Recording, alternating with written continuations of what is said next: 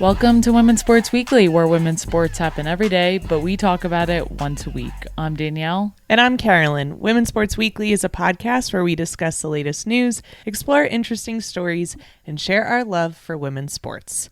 Follow us on Instagram, YouTube, and TikTok at Women's Sports Weekly Pod. Follow us and rate us on Spotify and Apple Podcasts. Send us an email at womensportsweeklypod@gmail.com, and we may feature your email on the Listener Experience Zone, The Les. We have a very exciting episode today. We do. We have a very special guest. Andraya Carter is joining Women's Sports Weekly today. Can you tell our listeners how this happened? Well, we had the opportunity to meet with Andraya Carter at the Final Four last year. We had a great conversation with her last year, and then this year we saw her again, and we were saying how Ryan has been on the pod, would love to have you on, and then she agreed to do it. And we had her on, and it was such a great interview, and we just loved chatting with her. Yeah, she was so gracious, as we always say with everyone, so gracious with her time. Just her even saying yes, it was awesome. And then on top of that, just provided us with such a great interview. So we're so excited to share it with you today.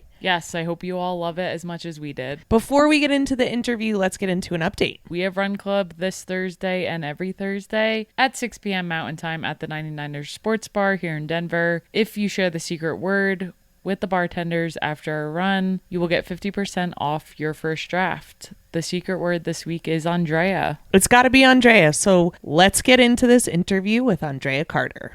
Today on Women's Sports Weekly, we're joined by one of the most dynamic voices in sports media, Andraya Carter. Since joining ESPN in 2018, Andraya has covered everything from the NBA and WNBA to women's and men's college basketball, making her the only ESPN analyst currently working across all four levels of the game. In 2024, she made history as the first woman to serve as a desk analyst on men's college game day while continuing her standout role on women's college game day. Her versatility has also extended into college football coverage and NBA reporting, further cementing her place as one of the most respected multi-platform analysts in sports broadcasting today.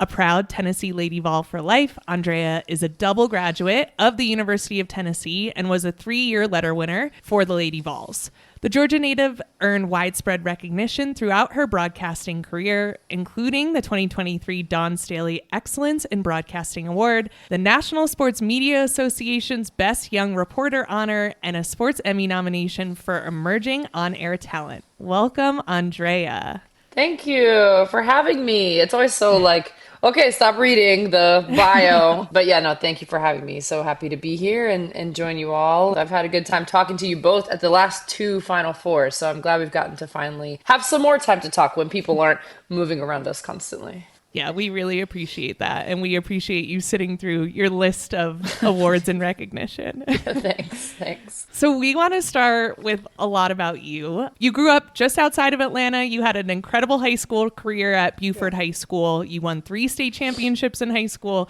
So we want to know what drew you first to basketball. How did you get into it? Yeah, I loved basketball from the beginning. I started playing when I was 4. My dad, he's my stepdad, but he raised me, so I call him my dad. He was one of my first coaches, and honestly, he put me in basketball, and I always give credit. It was my coach, Coach Overstreet. This is maybe when I was in 2nd grade or something, and she was like, you need to put her on an AAU team. She needs to play 2 years up. She was kind of the first coach to be like, no, we've got something here. When she told my parents that, they just dove straight in. Like, my dad coached some of my AAU teams. I loved basketball. I just loved playing with my friends. I played with older kids. I played year round. I could have played all the time. I was playing pickup. I was doing high school camps. I was training all the time. Back then, I feel like it was more common to specialize in basketball. I didn't really do anything else. I ran track in middle school. I hated it.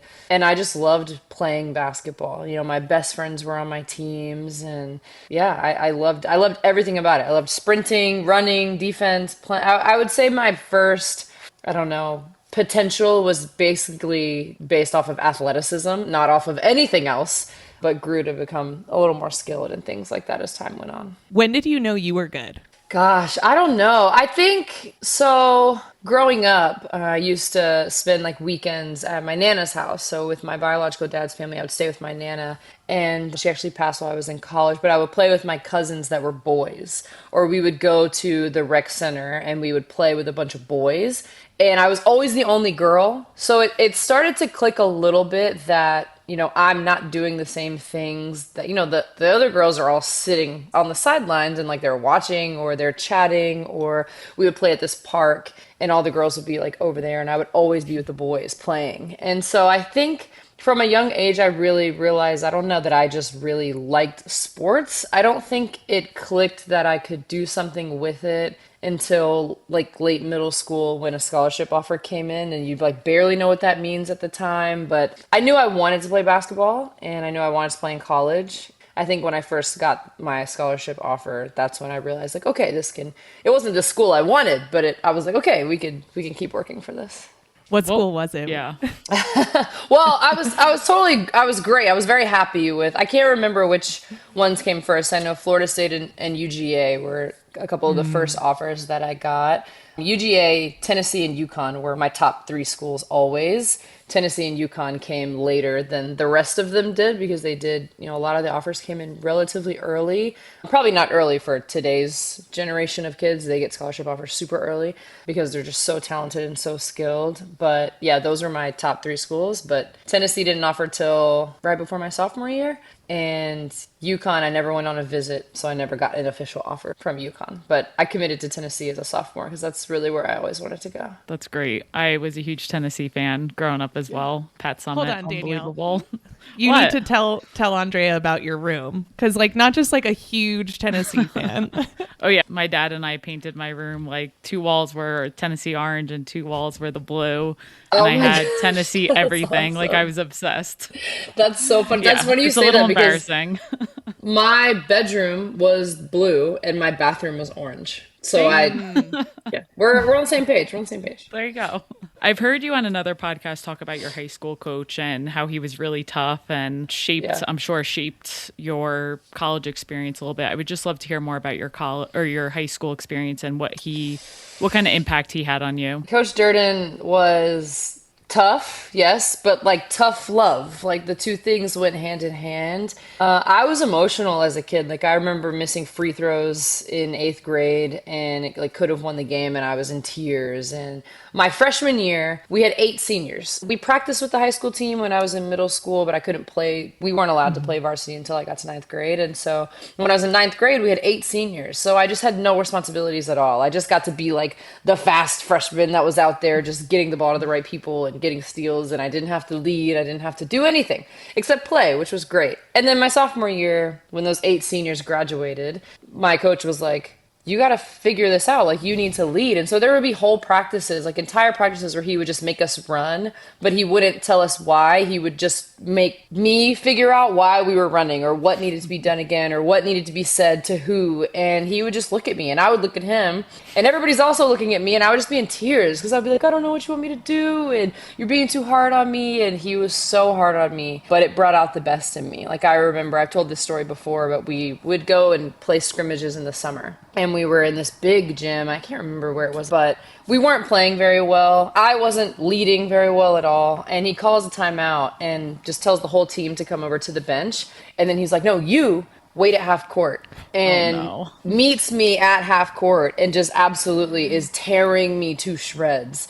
But he also would take me to camps and I would stay at his house and I trained with his son and I would ride in his truck. He had a beat up old truck. He's got a really nice truck now, but he had this beat up old truck when I was young, and I'd ride in his truck and he would be there early to work out with me. We'd stay after school to work out with me. When you know someone cares about you, they have way more wiggle room to bring out the best in you no matter what it takes. And Coach Durden 100% did that to the maximum degree of being hard on me, but also loving me. He maximized both of those things, and I'm definitely better for it. That's awesome. I'd love to take it back to Tennessee. So obviously sophomore year, you said you committed. So you knew way before then that you wanted to go there. What was it? I've heard you say you've read all Pat Summitt's books. Yeah. Like, was she the big draw? Was it the school? What started that initial interest? It was definitely the books. I'm a huge reader. I love to read. I read her books. I loved Tamika Catchings. Like, I remember watching her play. And then I mentioned my Nana before, but my Nana loved Candace Parker. And so I have vivid memories of sitting next to my Nana, watching Candace play. And so there was just always something about it, about Tennessee. But the books for sure, like reading about Pat and her, whether it was her definite dozen or how she had to drive the van and wash the uniforms and coach people that were her age, and it's just so many things. I was just like, I want to play for her. And I remember this had to be, maybe I was in eighth grade. And again, I was playing my AAU team. Most of them were 1 or 2 years older than me. Well, they were all 1 or 2 years older than me. A lot of them were 2 years older.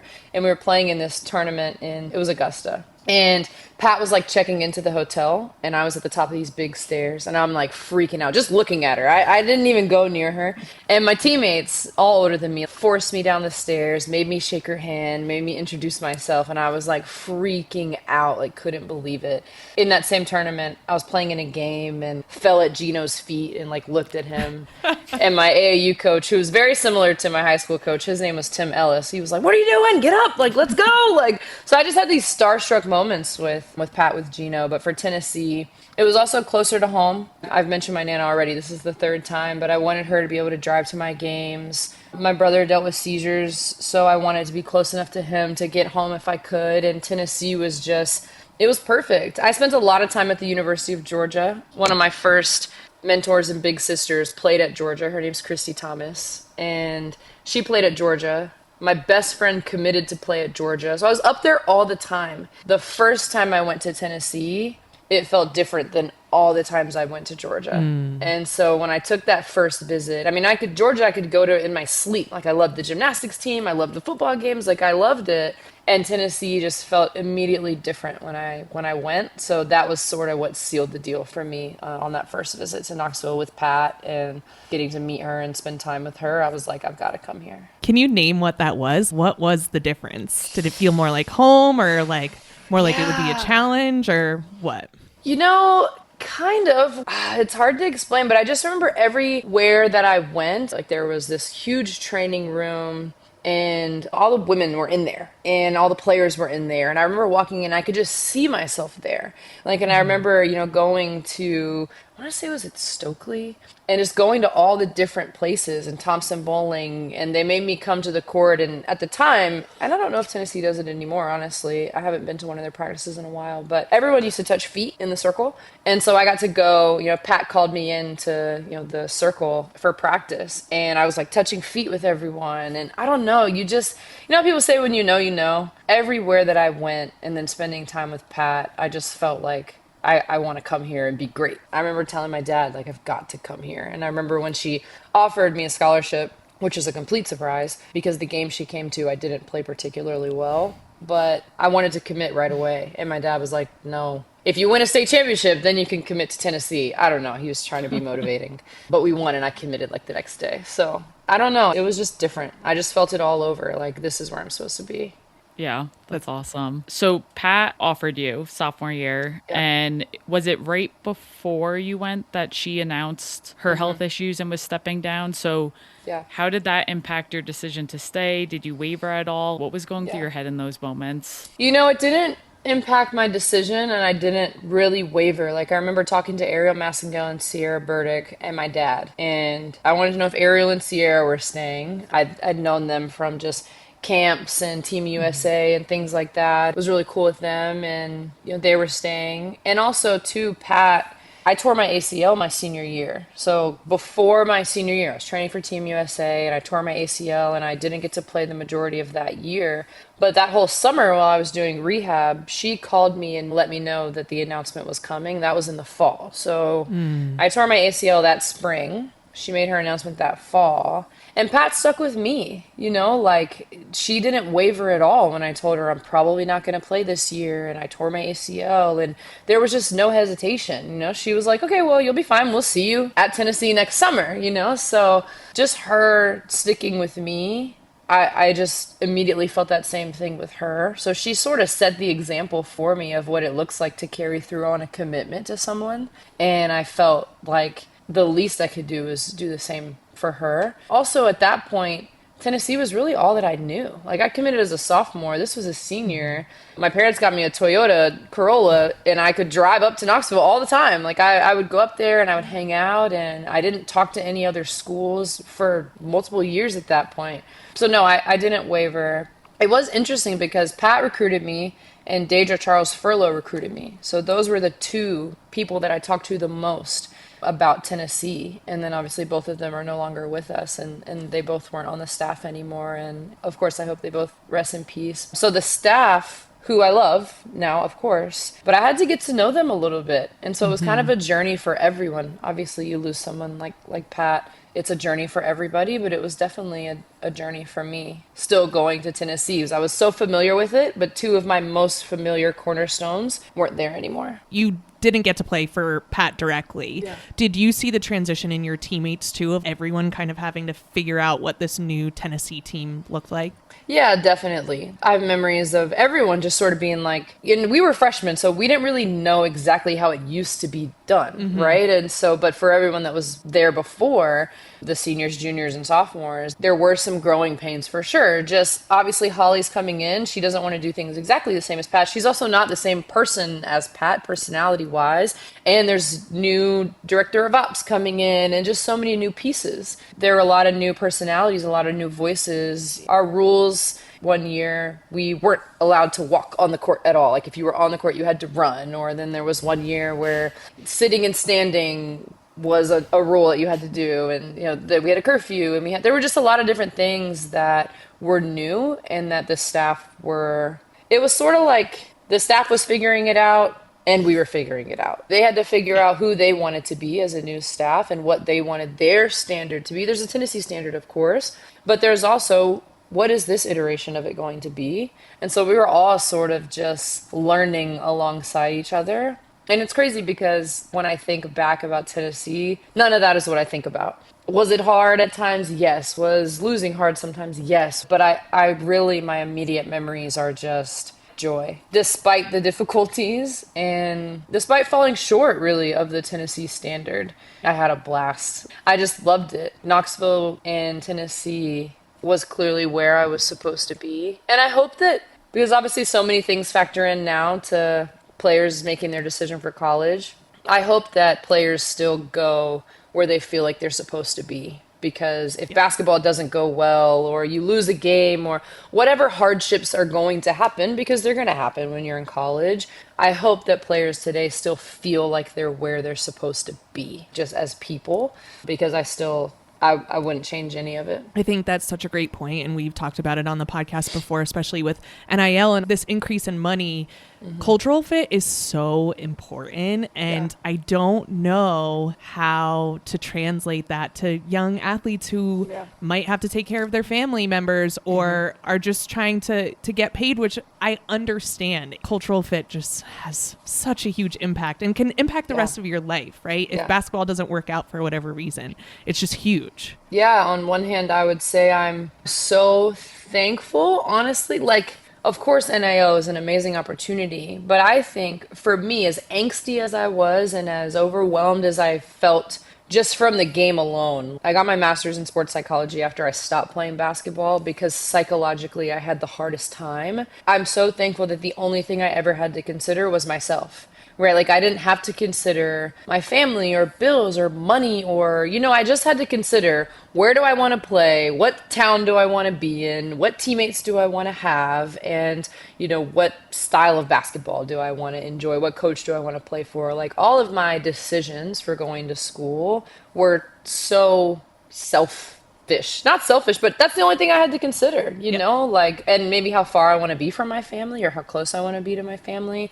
Athletes today at their young age of high school have so many things to think about. And I think I would have had a really hard time with that. And I have so much respect for just all of the young athletes today that are now handling things that even grown adults struggle to handle. You're now putting this, pressure on these high school kids. Yeah, let's talk a little bit about your transition from playing to not playing. So you had SEC all freshman honors, you led the conference in steals in your sophomore season. Unfortunately, injuries did lead to an early retirement for you. Looking back, what was the hardest part of navigating that time? How did you come to that decision? Can you talk a little bit about that? The hardest part was that despite how much pain I was in playing, the conversation that the doctors had with me still felt very unexpected. And it's weird because I shouldn't have been blindsided because I was getting Toradol shots and I was in pain in class and sitting and standing, and some days I would practice, some days I wouldn't, and my brace helped my knee, but it hurt my calf. And it, there were just so many things. Like, I would play in the game and I wouldn't feel a thing. And then as soon as the game was over, it was just this brutal pain in my knee. And for some reason, it never occurred to me that I should stop playing basketball until the doctors had the conversation with me. And my best friend came up to Knoxville. I have a lot of best friends. One went to Georgia. This is my other best friend, Bailey. She came up with me. I was having a surgery on my knee, and, God bless her. We're both so young at the time. We're like, 21 maybe? I don't know, 21, 22, 23 maybe. The doctors are just talking to both of us, and they're like, if you play this fifth year, because that's what I had a fifth year to play. So I missed my freshman year with a shoulder surgery. And then my sophomore year, I tore my meniscus, but I played on it the whole season. And that ended up being what caused the detrimental pain to my knee. And they were like, you could play this season, but you shouldn't practice. You should really only do non-impact cardio. And at this point in my career, I already didn't feel good offensively because I couldn't be in the gym extra. So I was the player that I had to get up extra shots. I had to work on my game. And so when you are dealing with injuries, you're not in the gym as much. And so my role became this defensive player. And I loved that. But at times, again, I told you I struggled with the psychological part of the game. I felt like a liability on offense. I was very well aware that I wasn't confident offensively. And so now the doctors are like, you could play, but you can't practice. And I'm like, I already have barely any confidence. And now you're telling me I'm not going to be able to practice. And then they were just like, really what we would do for someone with your knee is a knee replacement. Like, you need a knee replacement. You're too young for it. If you stop playing basketball, you can be a healthy, active adult, and you probably won't need a knee replacement until mid-30s. So I just kind of had to choose. And luckily for me, I had a lot of other things going on in Knoxville. I loved school. I had an opportunity to still get my master's. Tennessee said they would still give me, an opportunity to have my master's paid for. I was coaching PE classes at the Tennessee School for the Deaf. At the time, it was the WNBA or it was overseas. And when I just really started thinking about it, I was like, I will just be that player that's in pain, probably bouncing around, probably far from my family, trying to stick and trying to hold on to this dream that's not reality. And so I let go of it. And it was hard. As much as it made sense logically, I felt blindsided and I felt very emotionally just distraught. And now here we are, and it all worked out. But I just remember at the time feeling very sad. Sad because it was over, but also sad because it wasn't what I thought it was going to be. Yeah. Right? And so you're dealing with that. It's not my choice, but even my career, I was like, I haven't gotten to be the player that I know I can be yet. So you want to hang on to it longer so you can become that player, and you actually end up getting worse and worse in some cases. And I feel like that would have been my case. I think the longer I would have tried to hold on to the game, the worse it would have gotten. So I just had to make an adult decision and be a regular person, is what I called myself for a long time. A NARP. Yep. That's what we call it. Yeah, exactly. Yeah, Danielle and I both had to do the transition from college sports to not playing. And I think for both of us, it was like a huge identity shift. So can you talk a little bit about that? Where did you begin finding who Andraya was without playing Tennessee basketball? Honestly, I feel really lucky because the season that I didn't play, so, it would have been 2016, 2017. I shadowed Maria Taylor. I visited her in Charlotte. I had the opportunity to call games as a color analyst for Tennessee. They were online games. I was still getting my master's degree, so I was in school. I still loved working out, so I threw myself into that. I was so broke, so I was driving for Uber. I was driving Lyft. I was coaching kids' camps. I have a really close family that I'm really close to in Knoxville, and the mom, her name is Rachel. I trained her 3 kids, but then she would bring all of their friends. So I would do like these camps on Sundays and like, so I just threw myself into everything possible. One, to make money, but two, to stay busy. And I think for that reason alone, I just didn't let myself think too much that I wasn't playing basketball. And then honestly, getting to be the color analyst for Tennessee and all of them I just played with, I got to sit right there at the games. Even though I only did like 4 or 5 of the games, I got to be there and I got to be in the arena and talk about my teammates and talk about them and what they were trying to do. And I think it immediately healed a little part of me that was pretty broken at the time. That's amazing. So you talked a little bit about, obviously, color analyst at Tennessee, and I've heard you tell the story of how kind of ESPN heard you with the Kentucky versus Mississippi State game. It kind of sounded like, from what my perspective, and would love for you to talk about it for our listeners, you kind of fell into it, and I feel like from an outside perspective you were destined for this role, and it wasn't maybe something you initially thought you were going to do. So would love to hear from your perspective a little more about that and how you came to be working for ESPN as you are now. Yeah, it's been a journey. And for the longest time, like, it was just a side hustle. I needed the extra money. I loved basketball. I was just playing against all of these people, or playing with these people. And obviously the Kentucky-Mississippi State game is the one you're referencing. My coach at Tennessee, Kyra Elzy, went to coach at Kentucky, and their color analyst, who did all of their games, had to miss the game kind of last minute. And so Coach Elzy called me a couple days before. She knew I had done a couple of Tennessee games. She was like, hey, can you come do our game against Mississippi State? It's at home. It's on SEC Network Plus. And Mississippi State was really good at the time. They ended up going to the Final Four in 2017. This was that season.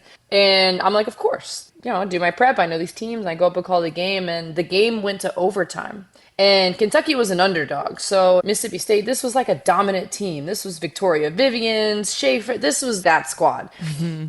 And so I'm calling the game, and I think people they were like, who is this? Once it went to overtime, like, if you weren't watching the entire game, you probably tuned in at overtime. And that's when people just were like, hey, you need to talk to Pat Lowry. She was the coordinating producer at ESPN at the time. And through knowing Maria, she helped me, get on an email chain with Pat Lowry, and I could send her that game because it was a close game. It went to overtime. It was such a good moment. So I had film that was really good that I could send to her. And she met me at the SEC tournament. I drove myself there. There's the story about how I slept in my car, as I had to meet her and got ready in my car. I slept in my car. I used Maria's credential at the tournament, and we're just talking. I'll shorten the story because it's long, but we have a great conversation. She said she only had 10 minutes. We ended up talking for like an hour.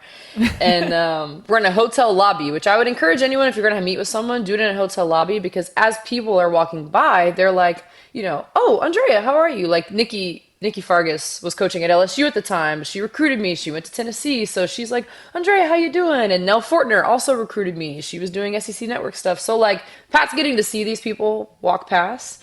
And she's like, okay, sit in the truck with me tomorrow for the SEC championship game. And I did that. I stayed in the hotel of a friend of a friend. I'm still very thankful for those people who let me stay. Because, again, broke. I sit with her on Sunday, we're watching the championship game, and she's just picking my brain. And she told me right there, again, this kind of goes back to making a commitment to someone. She was like, okay, next season, I'll give you 2 games on TV. And if you do well, maybe you'll get more. And that was it. I moved back to Atlanta because I finished my master's degree and was selling crown molding. That job was fun. I was a top inside salesperson for crown molding. Yes. I would answer the phone every day and I would say, thank you for calling Wood Grain. This is Andraya. How can I help you? And so I sold crown molding and I called games online. Luckily, my coach at Tennessee, Jolette Law, went to South Carolina. So she helped me call South Carolina games. So I was doing Kentucky, South Carolina, and Tennessee games. And I tell people this all the time. I emailed a ton of schools that were within driving distance of Atlanta. No one got back to me. Like, Duke got back to me to tell me that they didn't have games available. No other schools got back to me. So I did those 3 games online. I had 2 games on TV, all while selling crown molding. And again, I just thought it was going to be a side hustle. And then I really thought it was going to be a side hustle when I quit my job at Wood Grain and I became a fitness coach at Orange Theory, because I loved coaching Orange Theory. I loved talking to the members. I loved coaching the classes. I was on a microphone. I'm leading the way. I'm helping change these people's lives. And so for what was it, 3 years, I just told people I'm a fitness coach that does games on the side. I'm a fitness coach that calls games on the side. And my members were amazing. Like, I'd tell them, oh, I'm going to miss class tomorrow because I'm going to do this game. And they'd be like, oh, good job. And I just never thought it would really be a thing. So I did my first TV game. What was that, in 2017? I started working at Orange Theory in 2018, and I went full time with ESPN in 2021. So, wow. I was a fitness coach doing games on the side for a few years until finally ESPN was like, okay, we're tired of you saying you're out of PTO hours, so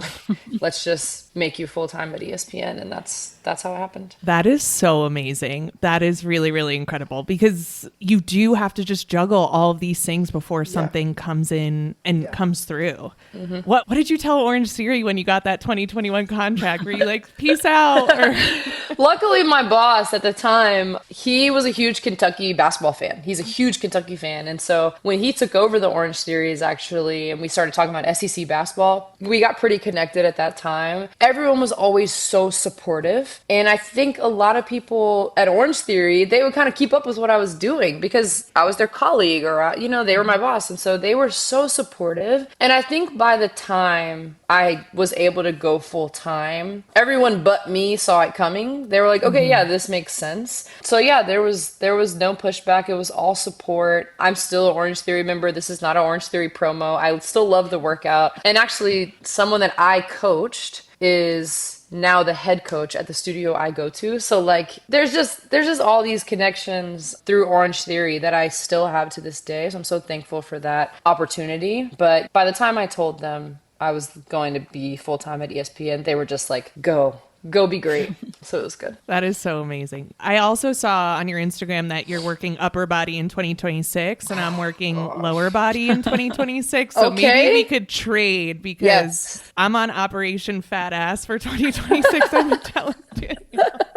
Upper body comes so easy to me. Lower body is rough. Oh, I love a lower body day. My trainer, this is a shameless promo. My trainer's name is Bria. B-Nick Fit. Her app is phenomenal. I use it. She has upper body days, lower body days, back, abs, and cardio day, glute day, and I follow those lifts. And I now fully throw myself into the upper body workouts because I hate an upper body day. Like, I don't want to be sore up here. There's so many things I got to do, like my hair, and you're making stuff. And, I just don't like when I also had a shoulder surgery, which was the worst surgery out of any of them that I had. Like knee surgery, I felt like you could push through that and work for that one. Shoulder surgery, you're just like waiting. So maybe it's like past trauma. I just don't like working upper body. Shoulder surgery was tedious, and being sore with my upper body is too strenuous. Not a fan. Fair, but your workouts are impressive. The ones you post on your Instagram stories. I do like following those, especially with how busy you are.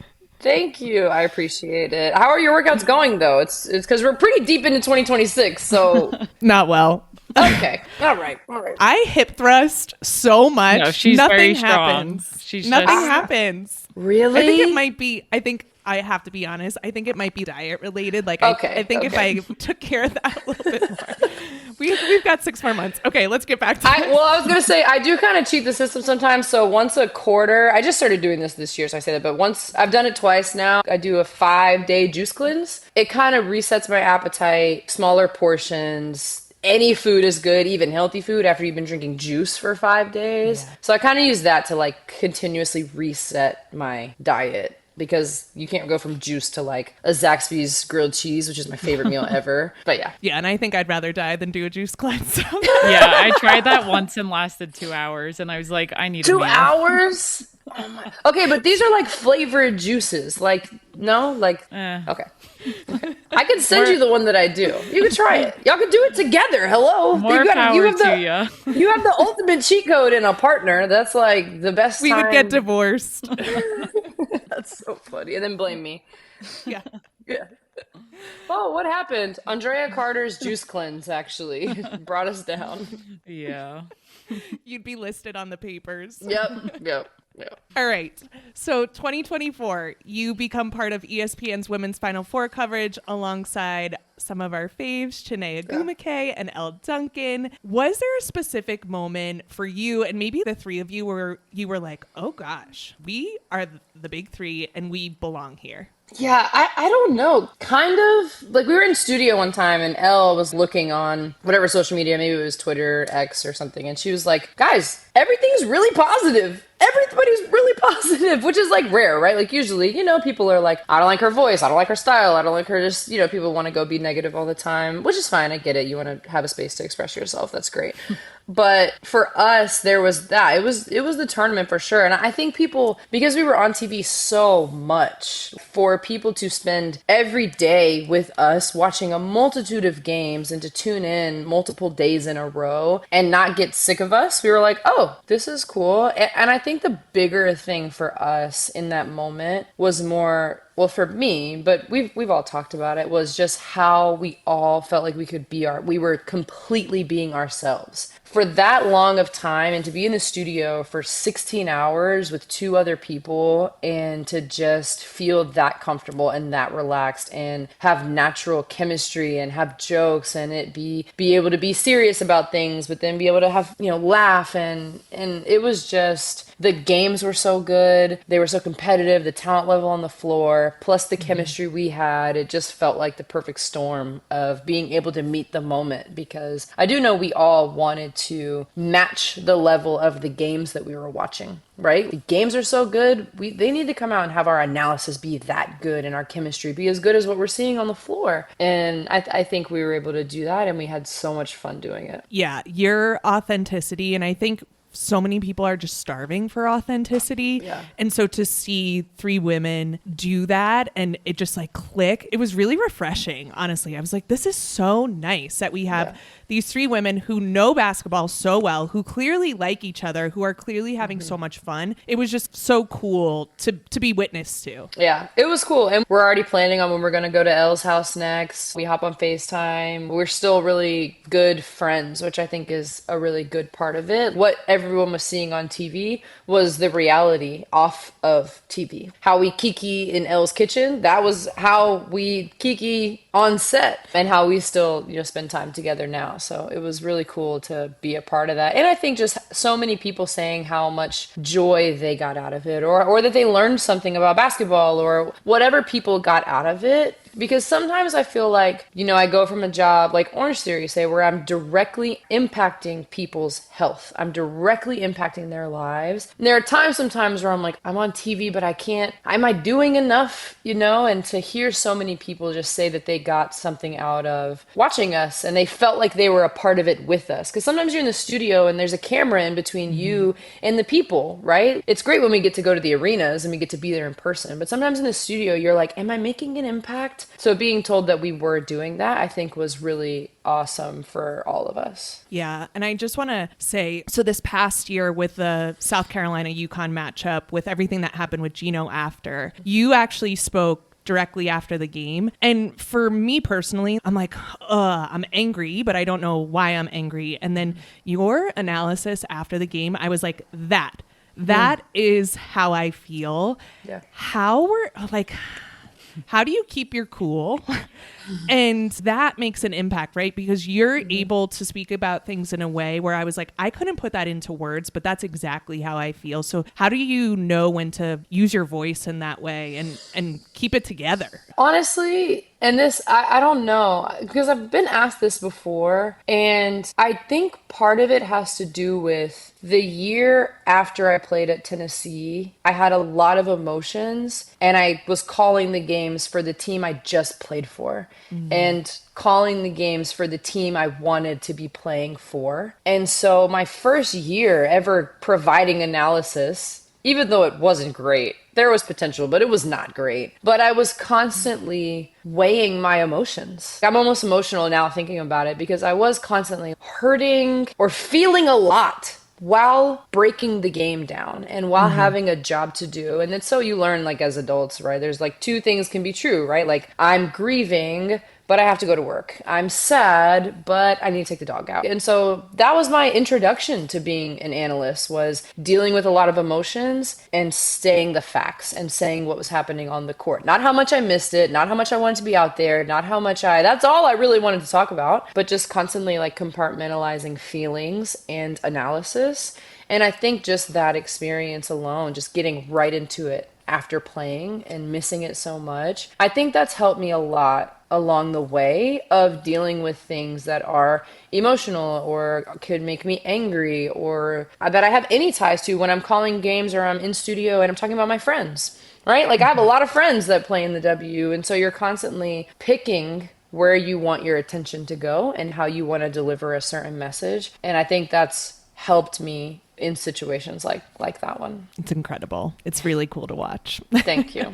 Thank you. We want to get into a little bit of a game with you. Put your analyst skills to the test. We're calling it Andraya's scouting report. We're going to focus on the WNBA. We're going to name a player or a team, and we want to hear your thoughts on one strength, one underrated trait, and one thing casual fans miss, like casual fans like us.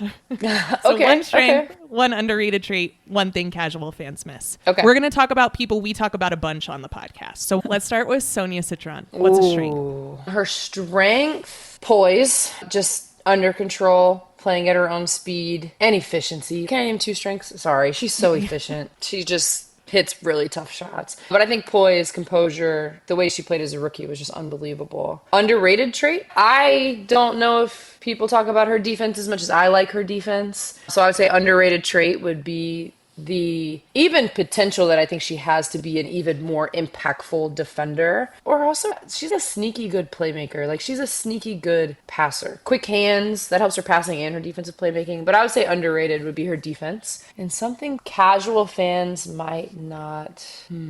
I think her ability to hit shots off the dribble when defenders are really close. You see the shot and you see it go in, but the degree of difficulty, also a lot of guards don't always shoot turnaround jumpers. So like Sonia's ability to turn, you see it with posts a lot, right? Like Asia Wilson, she turns, she finds the rim, right? But for Sonia Citron to have a turnaround jumper and be able to knock that down, eyes on the rim while rotating, defenders pretty close. I think that skill for her is something that some casual fans might not appreciate the difficulty of what she's doing. For sure. She makes basketball look easy. That's it's just like wild. She does. She really does. We're going to go to a team now, and we understand there's been a lot of changes with all the trades and this team in particular, but so far this season for the Chicago Sky. Wow. Okay, well, sending best wishes to Rakia, of course. Yeah.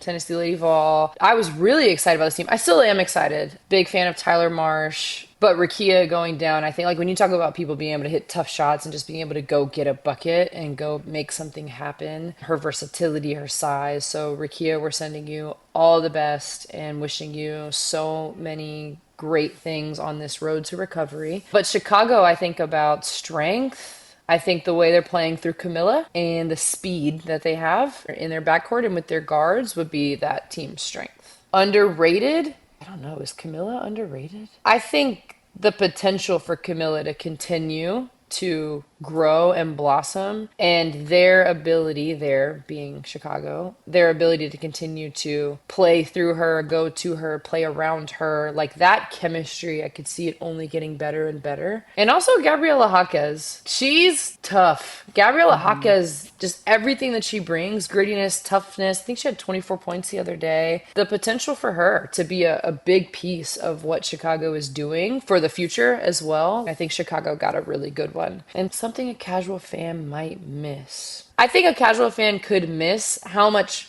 fire and intensity is on the court and how chill Tyler seems, right? Because he's like such a chill coach. So I think constantly paying attention a little bit to the coach-player dynamic, because he's competitive, he wants to win, and he can motivate his team and get them super fired up, but he's also so chill. So I just love that dynamic, right? Like, he keeps himself so composed, but he's so competitive, so fired up, wants to win, wants a championship, wants this team to be completely maxed out in terms of their potential for sure. But that's always a fun thing to watch. Like, I'm always watching Tyler on the sidelines. It's a fiery team for sure.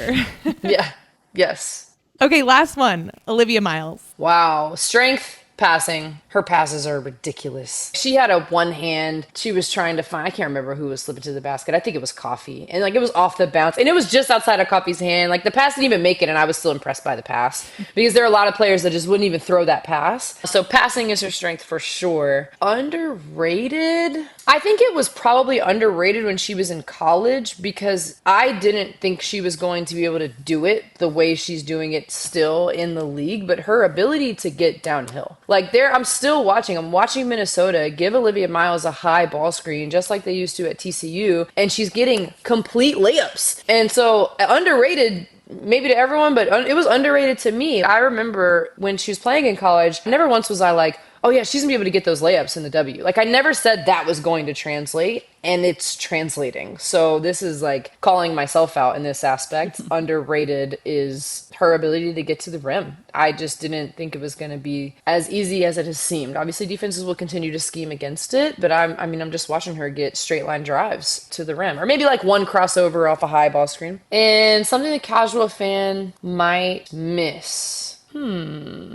Something I've noticed, and again, it's early, so I have to keep watching, but Olivia Miles is very comfortable with a sidestep or a step back into her pull-up jump shot. And I think the growth point will be different ways to get into that pull-up jump shot, right? Like a sidestep or a step back, but just a one dribble pull-up or like a 1-2 or getting all the different ways she'll continue to get shots off of the dribble as she continues to add to her bag is just going to make her an even more dangerous player, because like you could sidestep and then go forward, you could sidestep and then cross over, you could like there's so many things she could do. Or if a defender is anticipating the sidestep, she could just, instead of sidestepping, go right into her jump shot, right? Like there's so many things. So I wouldn't say fans are missing it now because you're watching what she's doing, but I hope fans can even imagine the next levels that Olivia Miles could potentially continue to unlock, even though the floor has been so solid so far. Yeah, that's great. Andraya, thank you so much for your time. As we wrap up today, where can people follow you? Oh, just at Andraya_Carter on Instagram, Threads. I think that's my X thing. I don't really post much on Threads or X. I certainly don't ever respond to anyone.